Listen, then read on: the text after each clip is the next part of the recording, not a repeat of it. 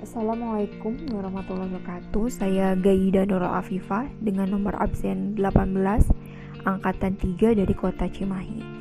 Nah, kali ini saya akan membahas mengenai video yang berjudul Guru, penyebab utama masalah pendidikan dengan tanda tanya. Nah, dalam video ini dibahas permasalahan pendidikan di Indonesia, di mana pendidikan Indonesia dalam kondisi yang buruk, mulai dari kualitas siswanya, sistem pendidikan, dan kualitas guru.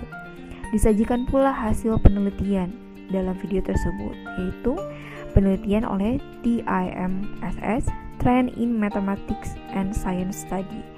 Nah, penelitian ini memperlihatkan bahwa daya nalar anak Indonesia itu menempati posisi di bawah, bahkan lebih rendah dari anak-anak di negara konflik.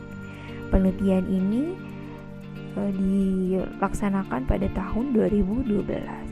Lalu penelitian dari World Bank tahun 2012 memperlihatkan bahwa kualitas pengajar Indonesia itu kualitasnya paling bawah dari 12 negara di Asia. Lalu riset person dari Eropa. Nah, penelitian ini mengenai sistem pendidikan dan memperlihatkan bahwa Indonesia memiliki sistem pendidikan yang buruk, bahkan sama seperti Brazil dan Meksiko. Nah, berdasarkan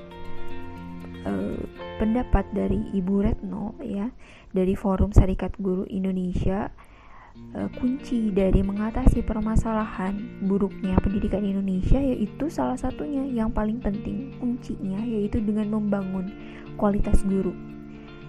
Seperti itu. Nah, karena memang guru itu pemeran utama dalam pendidikan. Guru memang menjadi titik berat yang dibahas ketika berbicara kualitas pendidikan. Tapi tentu saja kita tidak bisa menyalahkan guru karena banyak faktor lain. Dan pendidikan dibangun dalam sistem yang di dalamnya bukan hanya ada guru saja. Nah, tapi benar juga bahwasanya dalam membangun kualitas pendidikan harus juga membangun kualitas guru itu sendiri. Nah, melihat data yang disajikan melalui video tersebut, hasil penelitian memang sudah sedikit tertinggal. Bukan sedikit ya, banyak tertinggal. Penelitian itu dihasilkan pada tahun 2012. Nah, coba kita lihat ya dari tahun yang sekarang. Nah, penelitian terakhir yaitu dari PISA, yaitu Program for International Students pada tahun 2018. PISA ini memberikan tes ya pada berbagai negara. Nah, tes ini ternyata dipublikasikannya baru pada tahun 2019 dan hasilnya yaitu skor Indonesia itu lebih rendah daripada negara lain. Nah, bahkan hasilnya itu menurun dari tes terakhir pada tahun 2015. Nah, ini menunjukkan bahwa tidak banyak berubah kondisi pendidikan di Indonesia. Nah, apa sih tes ini dari PISA ini? Tesnya itu yaitu mengenai membaca, matematika, dan sains. Membaca itu bukan hanya sekedar bisa membaca, tapi lebih ke kebiasaan membaca dan memahami bacaan. Lalu dari matematika itu menilai bagaimana cara siswa berpikir, dan sains itu mengukur bagaimana siswa itu terbiasa dengan hal-hal yang baru, karena sains itu kan terus berubah. Nah, jadi memang kondisinya memang tidak terlalu jauh berubah seperti itu. Nah, menjawab pertanyaan dari judul video itu, guru penyebab pendidikan Indonesia buruk, tanda tanya ya, bisa jadi benar, bisa jadi salah. Seperti ini. Benar karena untuk mencetak siswa yang berkualitas itu diperlukan guru yang berkualitas juga.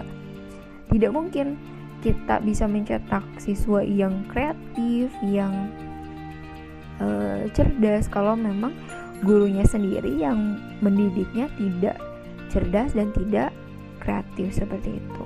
Nah, pertanyaan ini saja bisa dijawab salah karena memang yang namanya pendidikan itu tidak melulu guru yang berperan. Nah, karena ya ada yang namanya sistem pendidikan, ada kurikulum, dan banyak faktor lainnya. seperti itu. Nah, bagaimana sih cara membangun kualitas guru? Nah, perlu diingat nih, yang namanya guru itu juga merupakan produk dari pendidikan. Merujuk pada pendapat Wei Lin Han seperti yang ditampilkan dalam video ini ya, kualitas guru yang baik itu harus memenuhi 3 aspek. Nah, ada kompetensi ilmunya, ada kompetensi pedagogis, dan komitmen. Artinya bukan hanya harus komitmen secara profesional, tapi komitmen dalam mengajar harus dari dalam hati. Artinya harus berdasarkan panggilan untuk mengajar. Nah, karena itu mungkin jawabannya, hal yang paling awal yang harus diperhatikan adalah bagaimana sih guru-guru ini menjadi guru. Bagaimana sih guru-guru ini, termasuk saya juga guru, bagaimana guru-guru ini menjalankan pendidikannya untuk menjadi seorang guru.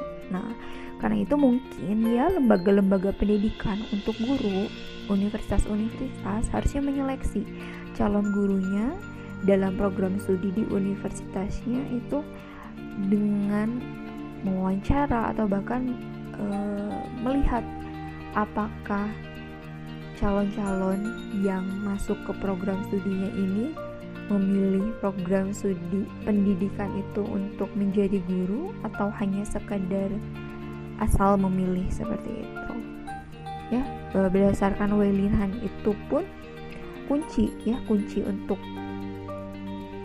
membangun guru yang berkualitas ya, salah satunya setidaknya itu harus melihat gurunya apakah karena panggilan hati untuk menjadi guru atau bukan, karena itu mempengaruhi.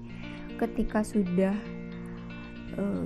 berdasarkan panggilan hati, nanti akan lebih mudah untuk menggali ilmu untuk menjadi guru, sehingga kompetensi keilmuannya didapat, lalu kompetensi pedagogisnya didapat ya, seperti itu. Nah, karena memang saya sendiri mengalami ketika saya belajar di lembaga universitas, itu banyak dari teman-teman saya yang memang ketika memilih untuk menjadi mahasiswa di program studi pendidikan, mau itu program studi pendidikan matematika, pendidikan kimia, atau dengan konseling, itu mereka tidak punya rencana untuk menjadi guru. Nah, karena itu banyak yang ketika lulus, banyak yang tidak jadi guru atau terpaksa menjadi guru. Nah, ya, menutup bahasan mengenai ini.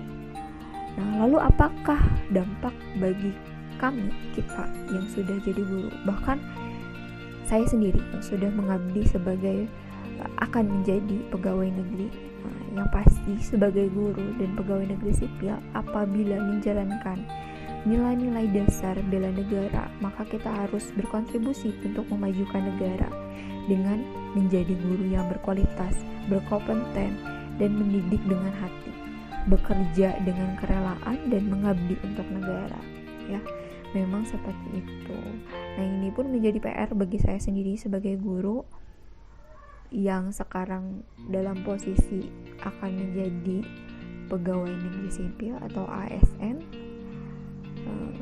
Ya, menjadi pelajaran setelah membahas mengenai video ini bahwa ternyata memang PR, pekerjaan rumah bagi saya sebagai guru. Lalu memang tidak bisa saling menyalahkan ya, setiap orang yang memegang kuasa dalam sistem pendidikan ini, saya sebagai guru, mungkin stakeholder lainnya di sekolah, lalu petinggi-petinggi yang lainnya, itu harus bahu-membahu supaya memajukan pendidikan di Indonesia. Ya, seperti itu saja.